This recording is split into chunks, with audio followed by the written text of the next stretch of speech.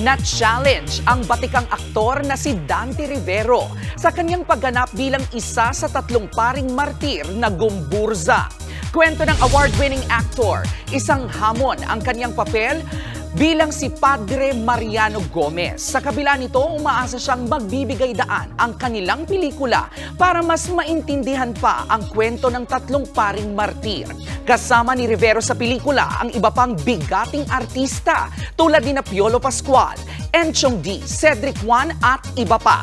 Target nitong makapasok sa nalalapit na Metro Manila Film Festival. Ito'y kasaysayan ng Pilipino, kasaysayan ng Pilipinas, kasaysayan ng ating mga bayani na dapat malaman ng lahat, lalong-lalo na yung mga kabataan ngayon. Mga kapatid, ito po ang inyong K-Alaman Queen, Kalad Karen. Always remember na ang K-Alaman ay K-Yamanan. Kaya para sa latest showbiz news at dagdag impormasyon, mag-follow at mag-subscribe sa social media pages ng News 5. Okay?